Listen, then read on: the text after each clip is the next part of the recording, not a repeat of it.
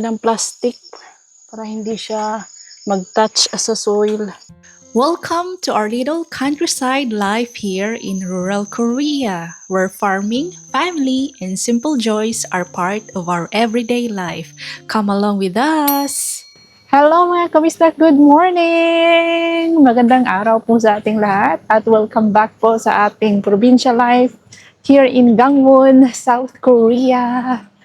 Ako lang po mag-isa. Today is Tuesday, August 25th, Changnal, Open Market Day. Nandito po tayo sa bayan. Bibili ako ng nectarine. Bibili din ako ng noodles for Bianan. Yung guys, yung uljengiguk. Tapos, Tapos bibili ako ng ulam. O, yan po ang bayan. Papunta po ito sa shortcut po ito papunta sa market. O, yan o. Galing po ako sa bus stop papunta sa market.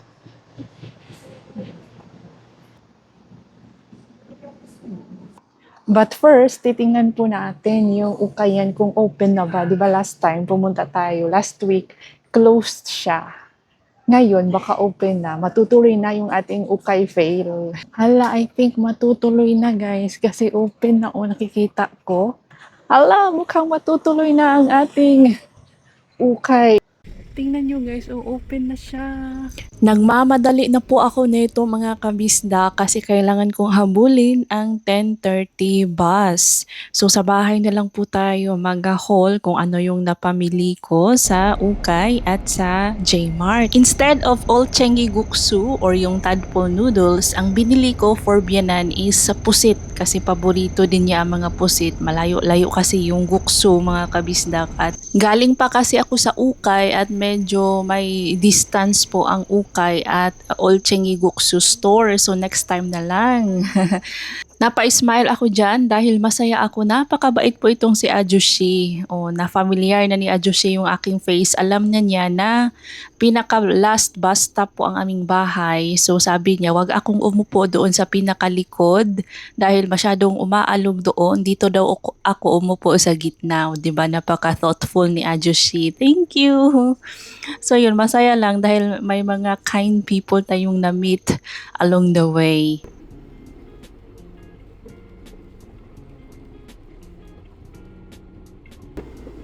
남들이 내려왔었는데 강경파하고 발부차 나가려니까 그건 안 가지고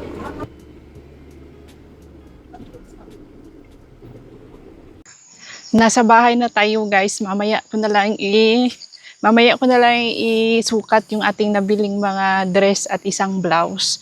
Nainis ako kay DE kasi pagdating ko, tapos na po siyang mag-mower. Sus guys, alam niyo bang ginawa niya? Hindi daw niya nakita yung aking dalawang tanglad dito. Ay nako, minower niya ang aking mga tanglad. Ayan guys, wala na. Ang tanglad ko po yan. Yan. Wala na. Ito din, dalawa po. Yan sila. Wala na. Tingnan nyo. Ito talaga si DE. Pasaway talaga itong si DE. Sabi ko, wag niyang pakialaman itong mga ko dito, area ko dito. Sayang, mandami na nitong dahon. Look at our patula, guys. Wow, ang galing.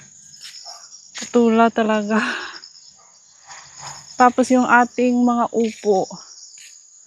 Hintayin ko yung patula na lumaki, tapos ipapadala ko with the upo. May papadalhan po ako na friend. Eto, papagulangin ko na lang kasi ang laki-laki na niya. So siya guys, hindi ko na lang ito i-harvest. Papagulangin ko na lang para may seeds tayo. Wala na po akong upo seeds for next year. Papahinugin natin yan. Eto, may bibigyan po tayo. Dapat lagyan natin yan ng lagyan natin ng plastic para hindi siya mag-touch sa soil. Lagyan ko yan ng plastic mamaya or papel. Okay. And guys, finally may bunga na po ang ating sitaw. Ayan, oh. Hay, akala ko hindi mamumunga. MG ang sitaw natin, guys. Look at that. May bunga na ang sitaw. Ito, oh, may baby, oh. Meron po tayong mga mais. Nagmamower pa si Di doon sa kabila. Dito tapos na. Kahapon, i-insert ko po yung short video namin. So, tumulong po kami ni Di kay Radish Boy na mag-harvest ng kanyang mga mais. Tapos ito, binigyan niya sa amin kasi hindi naman to pwedeng maibenta or hindi na, wala siyang mapagbigyan. Masyado kasing maliliit, guys.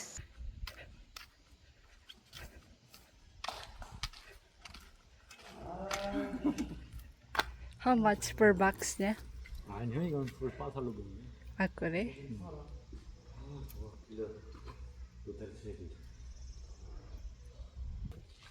Ito po yung maisan nila Radish Boy mga kabistak. Nag-harvest kami dito last year. May vlog po kami niyan. Ito naman yung health center dito sa aming sitio. Sitio Umirian, Sitio Kumangri. Pinag-isa lang yung health center kasi maliit lang man ang Sitio Umiri, ang sitio po namin. So, nandito ang health center sa Sitio Kumangri. Dito po nakatira si Radish Boy. Ayan, itong si Radish Boy, anak niya ay kaklase at kababata po ni L.E. Ang bahay at lupa na ito ay pagmamay-ari ng late parents ni Radish Boy. Si Radish Boy na po ang namamahala. Nasa unahan lang po ang bahay nila Radish Boy. Ang daming bunga. Hindi na po nila pinapansin. Like sa bahay namin, walang pumapansin sa grapes.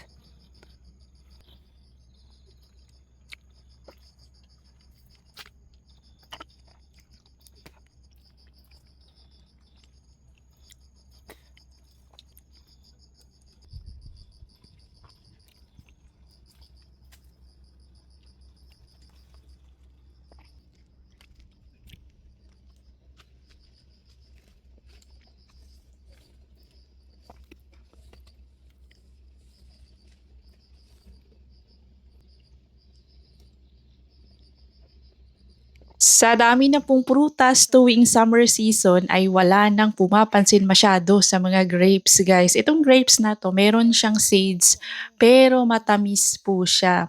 At tingnan nyo kung gaano na siya katagal, gaano na siya katanda, ilang taon na kaya itong vine na ito. Yan po ay puno ng chestnut, pinutol nila para may gapangan po ang kanilang grapes. At alam nyo, nangangamoy wine na po dito kasi nabubulok na yung ibang mga grapes. Ayan, kinakain lang po yan ng mga ibon at bubuyog. 야, 5 밀리언, 5 밀리언. 1 drum. 그 뭐야? 아카시아의 작물이에요? Ang laman po ng mga drums na ito ay honey dahil bukod sa pagtatanim ay bee farmer din po si Radish Boy mga kabisdak. May kasamahan siya mga bee farmers dito sa kanilang sityo. Ang isang drum ay nagkakahalaga po ng 5 million Korean won or 200,000 pesos. O ganyan po siya, medyo pricey po ang honey. Last week napuno po yan ng bulaklak. Iba't ibang kulay. Ngayon on harvest na. Look at these flowers, guys. Oh. Pati hindi nila ito hinarvest. Natuyo na siya sa sobrang init. Doon tayo sa kabila.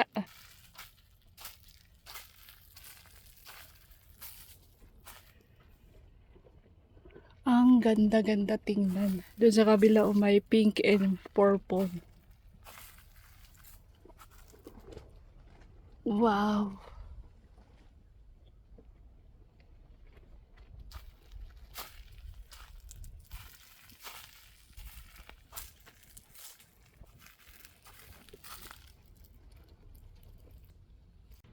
Dito naman po ay mga purple, dark purple at pink. Ang ganda tingnan, guys. Wow!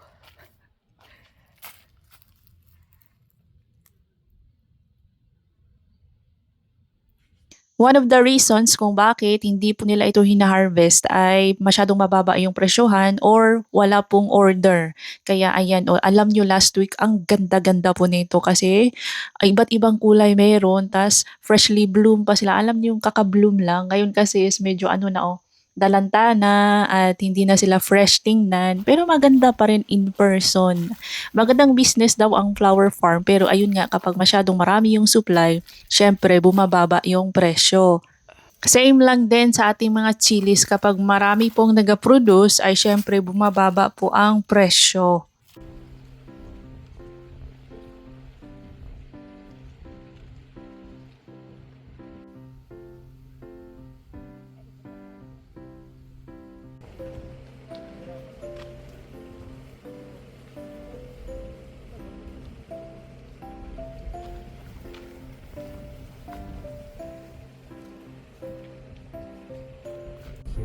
이거 똘똘 이거 테이블에 나왔어요 테이블.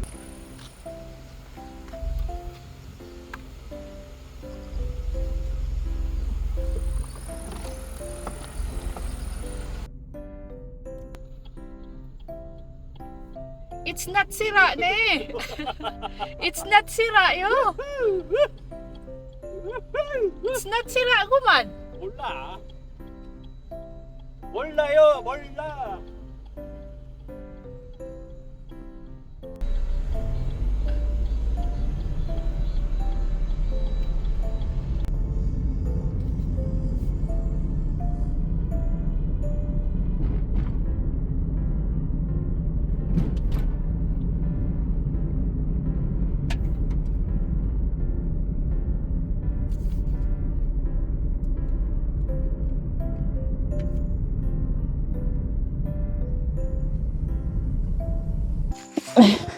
Kaya sabi ko bigay na lang sa akin at ako na lang yung magluluto. Ilalaga ko na lang siya guys. Ang maliit. Maliliit po siya. Pero may ano naman Tingnan nyo. Meron naman siyang bunga.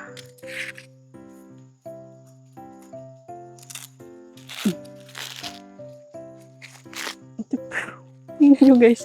Wala po siyang laman. Walang kernel. Pasaway na mais. Literal na walang laman. Pasaway na mais. Diba ang cute-cute niya guys. Uy, Diyos ko.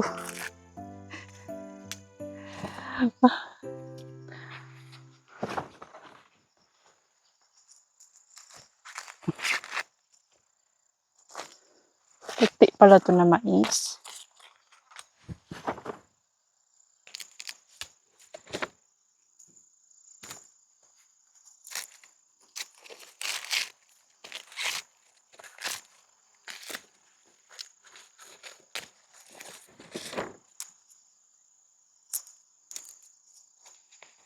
Para mas mabilis pong maluto ang ating nilagang mais ay dito na natin siya lulutuin sa labas gamit itong mga kahoy ni DE, mga pagka-cute-cute na kahoy. Nagtitipid yan sa firewood kasi mahirap daw manguha ng mga kahoy sa mountain, which is true.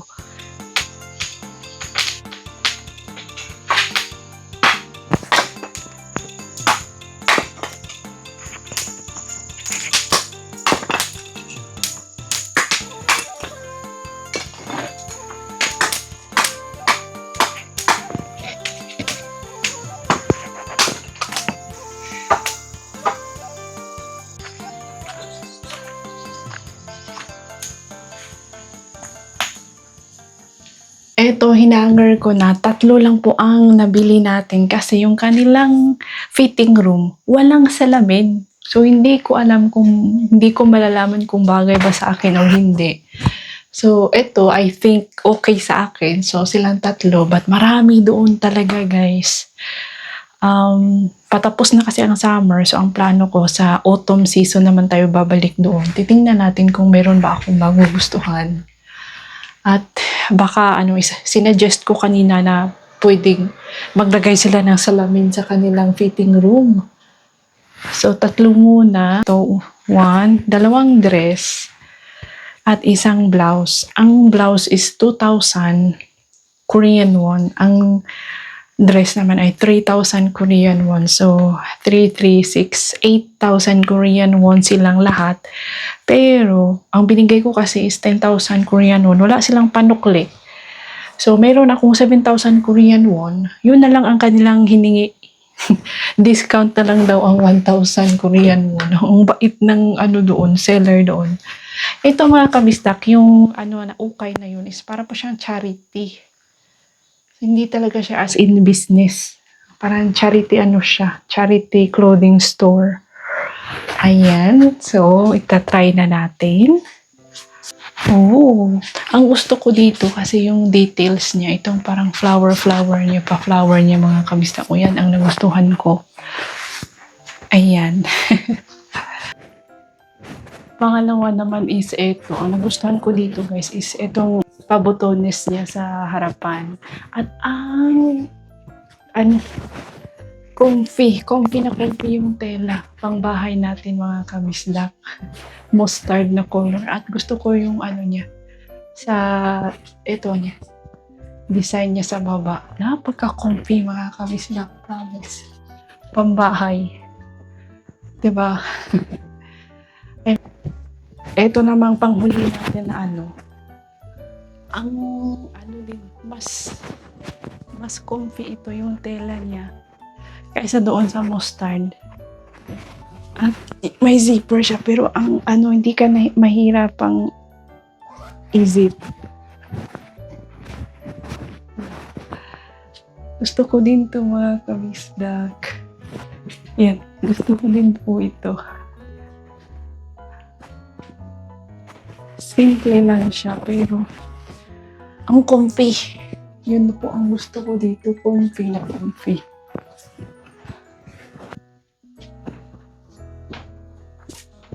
왜? 명기 씨, 패션쇼 아니야 패션쇼? Oh, 아니 저 명기 형 그 어이. 저 뭐 줘 이거 Ay, igo. I bought in ukay-ukayo. Igo dyan. 안 먹지? 벌써 이렇게?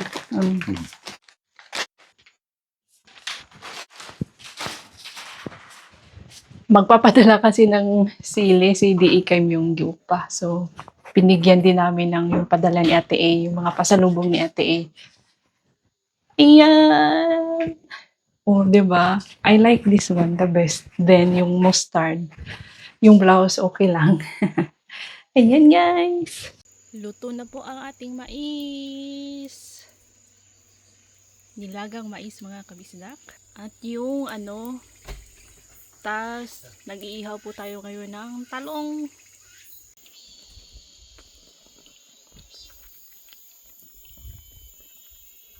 At 3 p.m. ay pupunta daw kami sa bayan with Bianan and DE. So, ini-enjoy ko po itong ating nilagang mais while watching movie.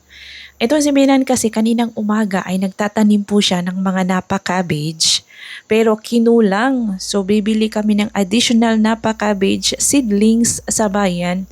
Pero need pumunta ni Bianan dahil titingnan niya kung maganda ba talaga. I-make sure niya na maganda yung seedlings na bibili. So, sasama na lang daw siya sa amin.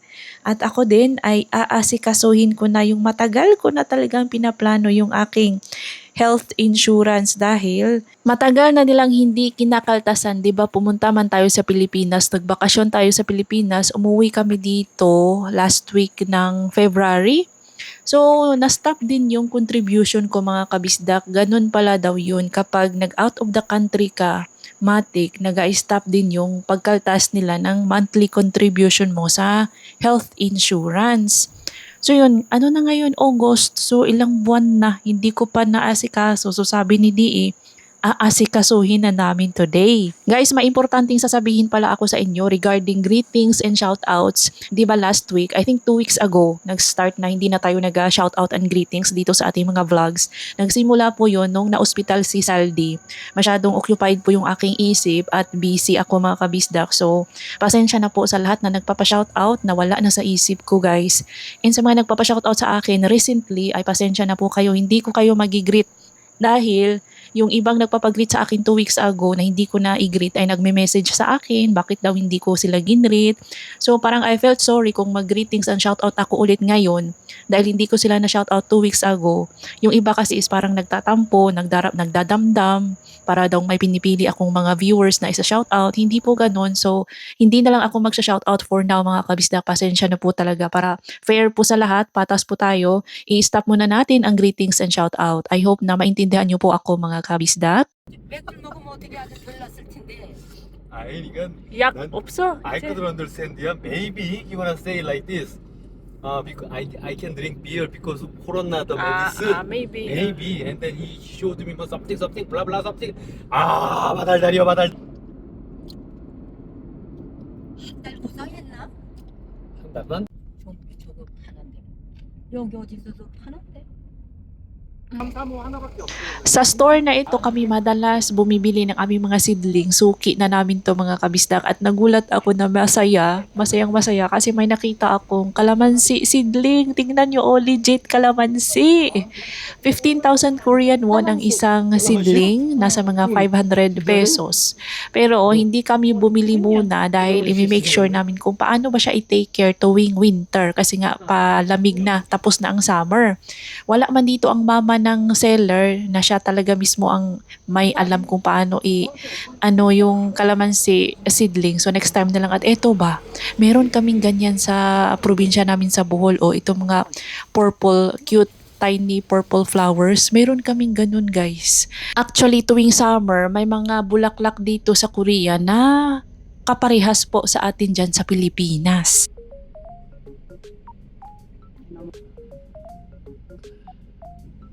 사람도 없어요. 눈 떠돌아다녀. 동태탕이나 좀. 약국을 여기 병원인가? 위에.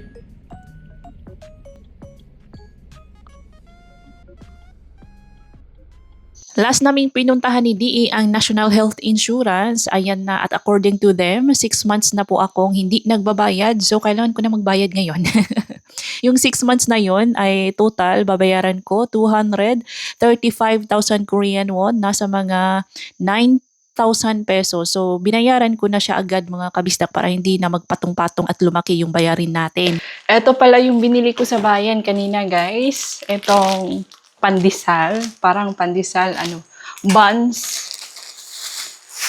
At itong shrimp, beef, at itong para kay Bianan, pusit. This is for Bianan. This is for Bianan, guys. Lulutuin ko muna yan bago ibigay sa kanya. Bukas ko po ito ibibigay kay Bianan. Ipapasok ko muna sa ref. I'm cooking kamjatang po. Yan po ay buto ng baboy. Yung backbone ng baboy. Nilagyan ko ng chili paste, soybean paste, pampalasa, asin, chili powder, or yung chili pepper, cabbage, juice ng kimchi, at patatas. Ayan, tas pakuluan ng matagal, mga kabistak, masarap po yun. At ito po yung inihaw ko na talong kanina. Magluluto ako ng tortang talong for the boys. Ayan, magluluto na tayo.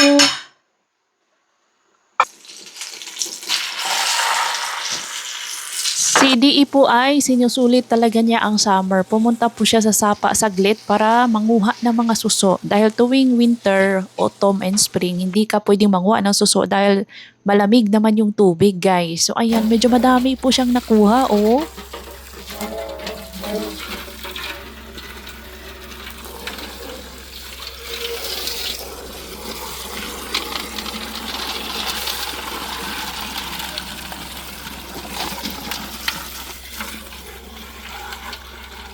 At si Bianan naman po ay nagtatanim sa kanyang mga napa cabbage seedlings na binili natin sa bayan kanina. At ito naman ay mga shallots. Itatanim din yan ni Bianan. At ako ay nagtatanim ng lettuce dahil ito si DA bumili ng lettuce kanina sa bayan with the Napa cabbage seedling. So dito natin siya itatanim sa bahay, sa tapat ng bahay ni Bianan kasi medyo maganda ang quality ng lupa dito guys. Ayan siya. Si DA naman nililinisan po niya ang well na gawa ng kanyang kuyang si Osaka Boy.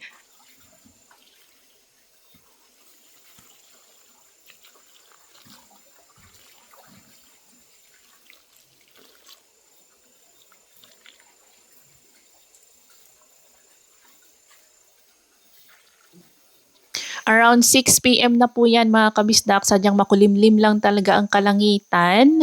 At pagka-uwi ko sa aming bahay ay dumating na pala itong in-order ko online na pagkain ng ating mga kabiskats. 20 kilograms po ito at naglalast ito ng 5 to 6 weeks. 4 po na adult na pusa ang ating pinapakain. And I think magugustuhan po nila ito kasi mabango siya mga kabisdak.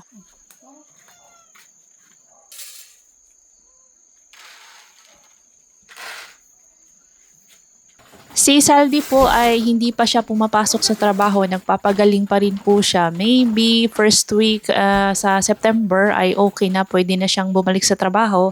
At si Lungkoy naman at Dudong ay nasa flower farm, nagtatanim po sila ng mga bulaklak. Tingnan niyo itong si LEO. Love na love talaga niya. Paborito po niya ang peach. Oh my Jo!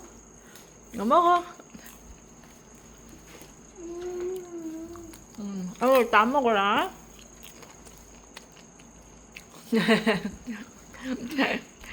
Nyam nyam.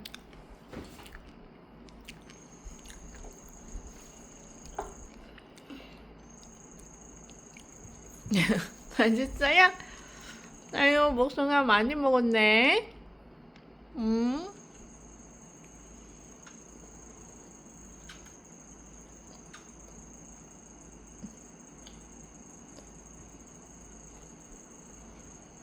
Hi guys! Tapos na po kaming mag-dinner. Si LE, tapos na din po nag-dinner. Kumakain po siya ngayon ng peach. Igot hamo ko ra. Peach, tamo ko ra. Yan. Ito po ay titikman natin. Boom Chika Pop. Boom Chika Pop. Pop. Sweet and salty kettle corn. Non-GMO. 100% whole grain popcorn, gluten-free. Thank you so much, Ate and Kuya A. Titikman natin. Sabi ni Ate A, baka daw magustuhan ko ito. So, titikman po natin. Paano ba? 0 gram trans fat per serving. Wow. So, paano daw? Pagkalaki-laki, guys.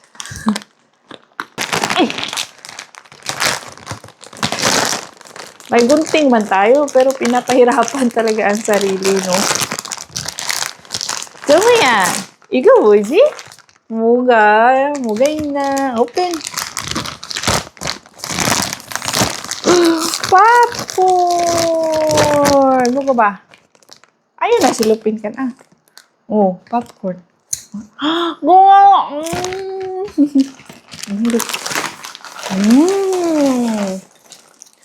Salty na sweet.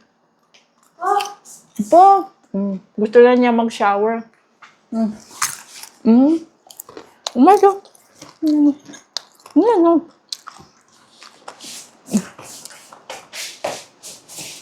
Tama ko ra.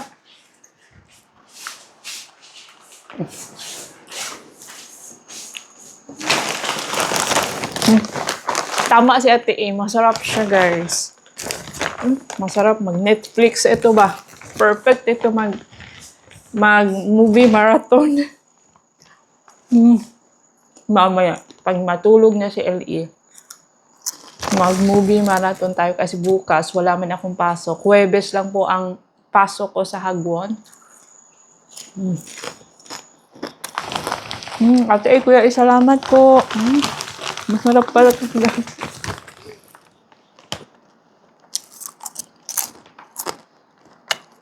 Bigyan natin ang mga boys. Papatikim natin kay DE. Bibigyan din natin si Bianan.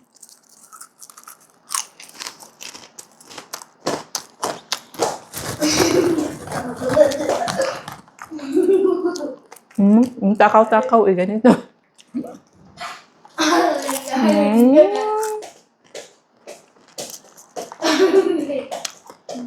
Si LE, tumitim lang. Hindi na umulit.